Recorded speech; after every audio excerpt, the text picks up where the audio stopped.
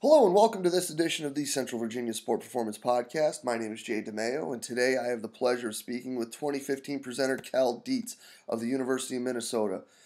Cal is a great mind in this field. He does tons of work to help people by sharing his knowledge and getting out there and actually doing the research himself. And today we get to talk about something that I don't think he's shared with a lot of people in the past, and that's how he monitors his athletes, looking at how he uses the catapult, how he uses the Omegawave, things that he's seen, things that he's finding.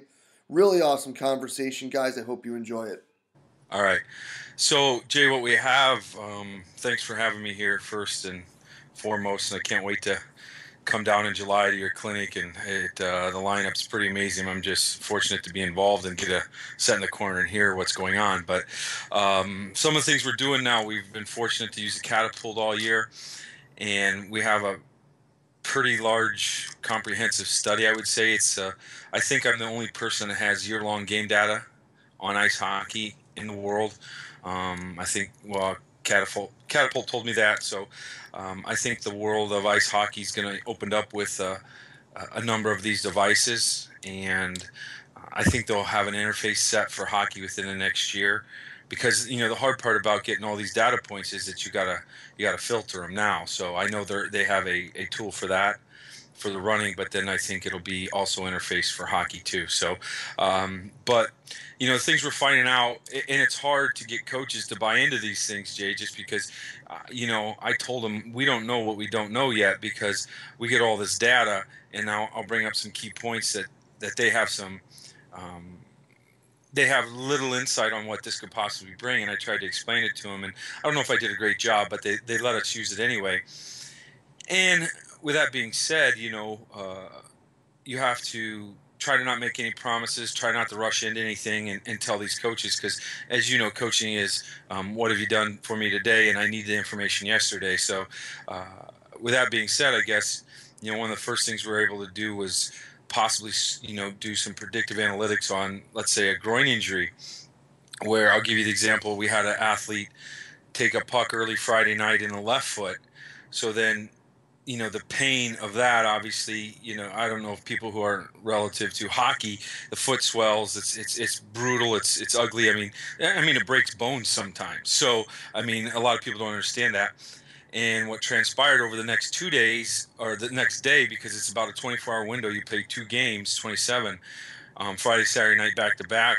What transpired was at high-velocity skating strides, this athlete took, on the left foot, only 200 over 2 games, and then he took 600 on his right side.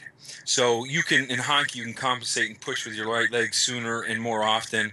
You may stride on your left a little bit and not push as hard, and then push again with your right side. So what transpired, obviously, I had Sunday off, and then Monday, the way our schedules work is more of a flush out day to get him back so that they can have a hard practice on Tuesday.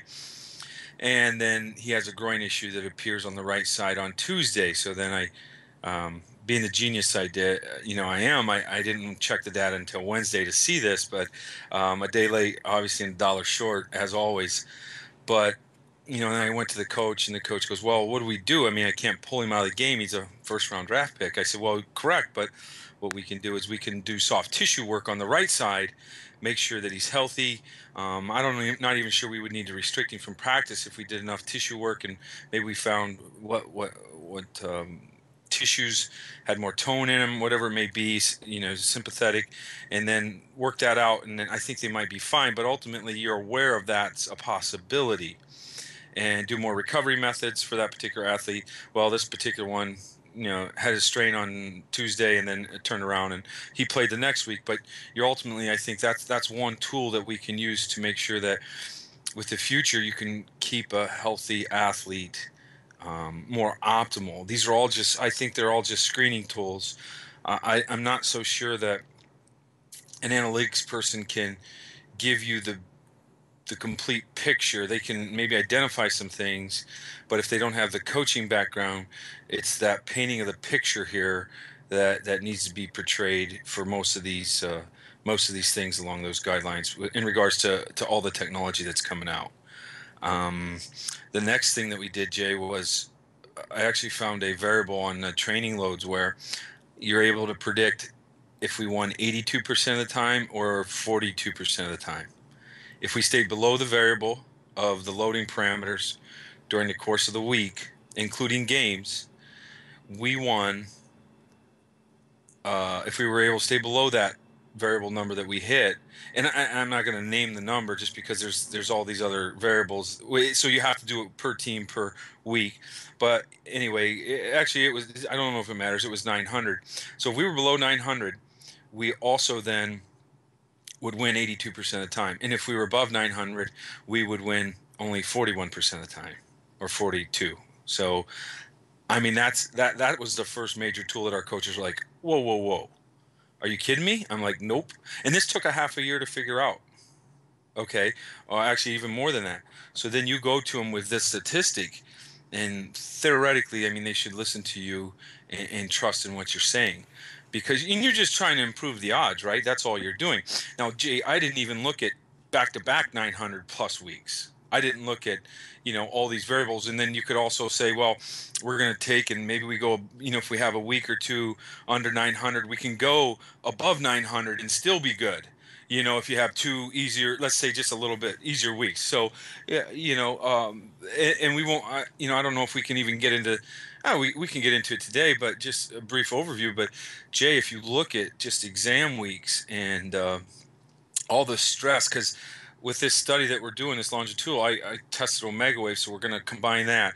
We did all these different tests during the course of a week with these guys, and we're going to put all this together and find out what happens. But the stress in their lives outside of it, as you and I know, it has to be accounted for. So exam week, you may take that 900 marker and drop it to 800. Okay, you just have to be aware. It doesn't mean you can't go hard and fast. It's just you have to be aware that total amount of stress and what these kids are dealing with is a crazy amount in their personal lives, honestly, and in the things that they deal with. So that load marker can't always be the same. I mean, if you're at a school that the academics may not be as hard as, let's say, a school that has very strict, high-end academics, that training load might be down a little bit because the kids can't handle it as much. So, I mean, these are all, that's painting the picture. There's so many variables that you have to literally figure out within your own university. Right. Now, just so people understand, is that 900 mean, median, mode, average, total? 900 for the week. So whatever we were measuring with Catapult on their back, and that was practice time when the practice started, all the way through the week. So I think honestly the games in the way we measured and everything and filtered it, it was like 240 was it. Most games were about 240 for each player. That was the, defensemen were on the ice longer, but not as intense as the forwards. But the training load kind of matched out. Yeah, so you had 2 days of 240 on the weekend.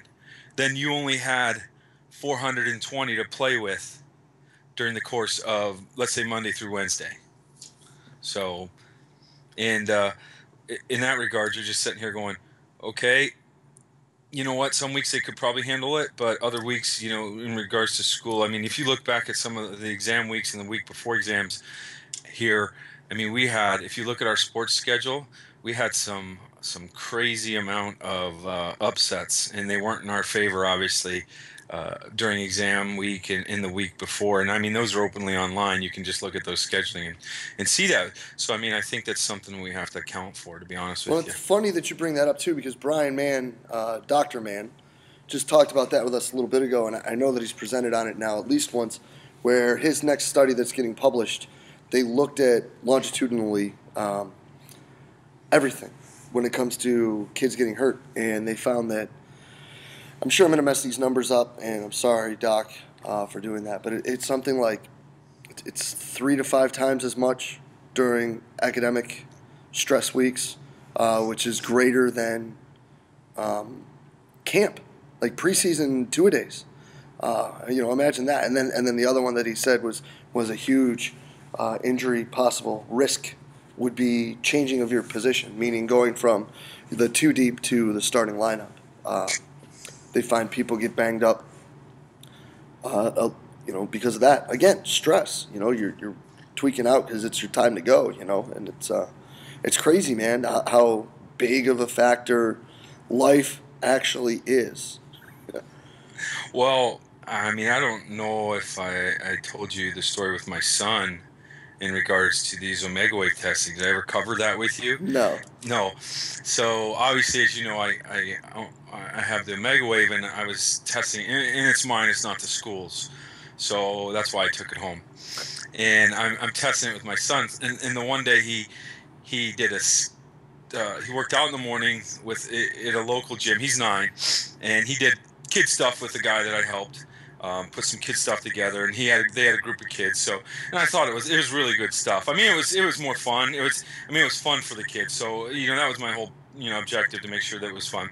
And then he went to his mom's ice hockey camp that she holds, skated with his age group, and then stayed when he wasn't supposed to and skated with the older age group. And then he turned around and went to his buddy's house for 3 hours and swam that day. So, literally, if you look at that, I mean, he had 6 to 7 hours of workouts, honestly. Probably too much, and I Omegawaved him. And look, I mean, he fell asleep during a 2-minute test, right? That's how tired he was. And all systems said it was shot. Like, there was no chance he could come back. Yeah. Well, then you turn around and you go, okay, so I got these readings. I told my wife, I'm like, you're going to have to keep him home tomorrow. I said, if this was an athlete of mine, it'd take 5 to 8 days to recover. Like, I've never seen somebody this bad. Well, lo and behold, as you know, I plan on testing him every 12 hours until he's better, just to see what's going on. Wakes up in the morning, test him, he's ready to go.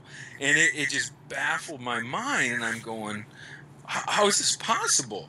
So then I chatted with my friend Hank. Obviously, you know our friend Hank. And he goes, Cal, you have to realize that these young kids have no other stress in their life. He's like, on your college campus, when people drive by on the bus, you see the 30, 25-year-olds. They look like they're all going to the morgue or to a funeral. And I said, yeah. He says, they have all this stress. Look at the busload of 9-year-olds. And you think about it, they're all jumping around, they're having fun. Well, and kids are obviously very aerobic-based, and the Omegawave is an aerobic-based measurement, but all systems are based upon the aerobic, the aerobic concept and oxygen. But the kid's ability to recover is because there's no other stressors in their life, and one of the things maybe I'll bring up was the 120% eccentrics that I do a lot of, the supramaximal. I've found that at the end of the 2 weeks, I mean, my kids are pretty beat up. Well, I'll give you a story here. I had one of my athletes, at the end of that 2 weeks, he took a nice trip to Vegas and had a pretty good weekend when he was in a very stressed mode. Okay, so he comes back the next week. We Omegawave him just to see where he's at, and he's shot. So I'm like, well, we're going to keep Omegawave you. It literally took 7 days to recover from the 2 weeks of training and the very specific, or the weekend, let's say, bender in Las Vegas. Well, we had the same thing happen with another pro, but instead of going the 2 weeks, he did a redownload week the following week, and then took that weekend after the download week, so he was in a better state when he went to Vegas.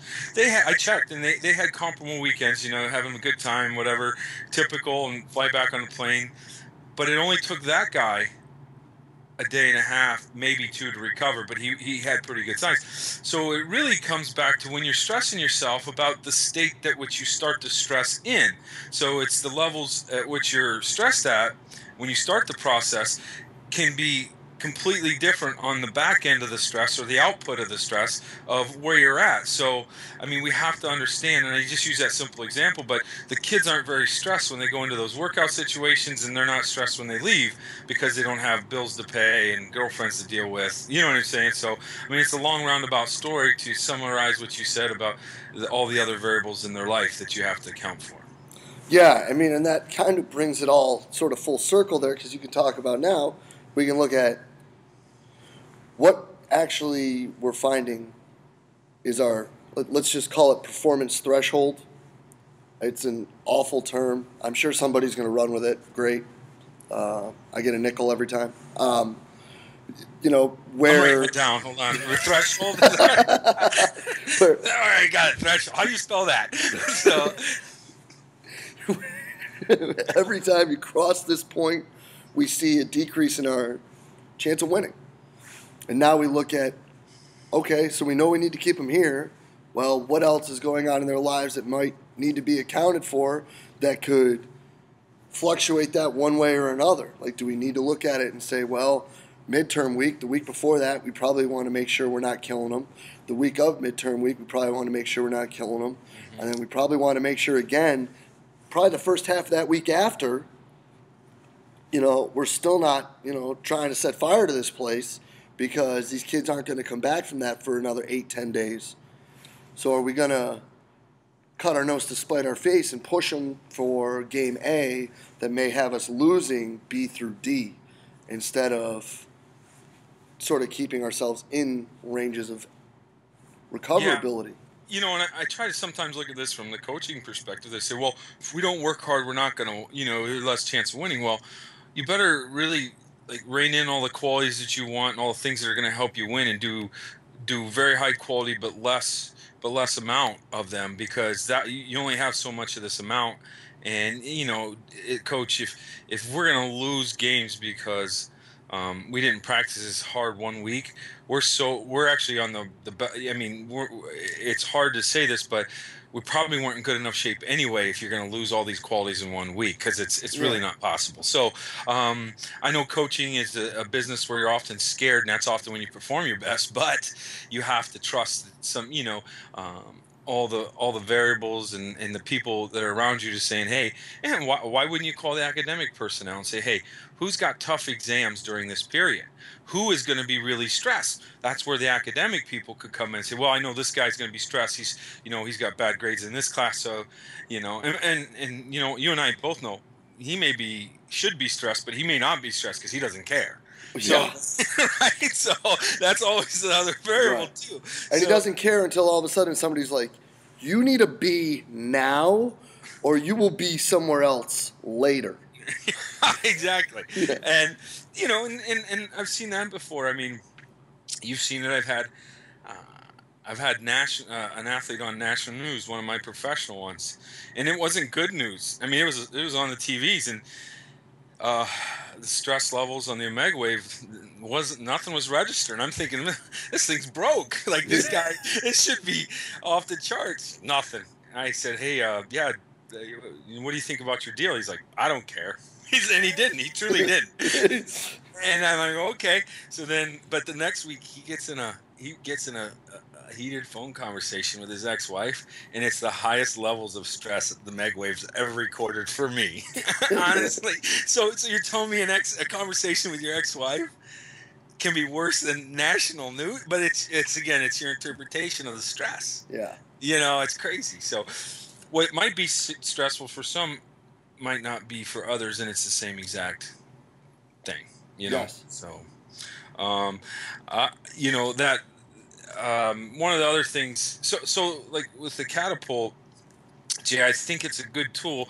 Once you start to filter out things, then it can lead you in different directions. For example, I had an athlete who was literally he's a first rounder in the NHL draft, but his skating is great, and we saw a 2-week period. Again, actually, it was the week before exams and exam week, and where his skating efficiency had decreased to extremely high levels. I mean, like 20 to 25%. I didn't think it was possible, but then you go back and you ask him in the middle of that and reflect upon it, and you could see that he was stressed. Omegawave readings were very, very poor, and I literally have to adjust everything for that particular kid, because he can't do a regular workout. There's no way. It's complete restoration recovery, because you're saying,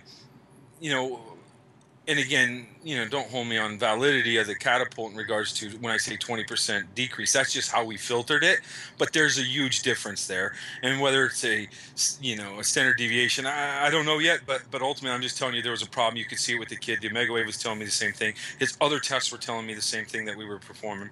So it's a complete download for 2 weeks because of this, to make sure he got back, and then working on recovery methods. So then the week after the exams were over, checked him, he's good, and we were good to move ahead. That's not always the case, as you mentioned before. It might take him a while, but again, I think a device like a catapult can be an ultimate screening device, which then triggers alarms to go to the Omegawave or any other tools that you have to say, yeah, we have a problem. Now we got to get to the bottom of it. And then ultimately, I don't think you can disregard the human part of it, of me digging in and asking questions and seeing their body language, their responses, and the fact that they trust me, and hopefully that's ultimately where we are gonna find out what's truly wrong. Yeah. So No. I mean, Cal, that's awesome stuff, and I think that that's probably a pretty sweet spot to stop at too, because there's a lot of stuff for people to wrap their heads around when what you just spit out there to them. So I really appreciate the time, brother. It's always great catching up, and we will be in touch soon, my friend. and I will see you in July, Jay, at the very least. Okay. Yeah, hopefully sooner, you know. Oh yeah, that'd be awesome. All right, buddy. A huge thank you to today's guest, University of Minnesota's Cal Dietz. It's always great catching up with the man. He's a wealth of knowledge, and you can see why he is a leader in the field. Always willing to share, always willing to talk, always trying to find a better way to help his kids get better. Guys, as always, any thoughts, comments, questions, please post them below. If you thought this helped and you enjoyed it, please share it on the social media outlet of your choice. Just trying to get good information out there, trying to help coaches, because at the end of the day, that's what's most important. What can we do to help people get better? And as always, thank you for being part of it. Thank you for taking the time to listen and watch, and we look forward to talking with you guys soon.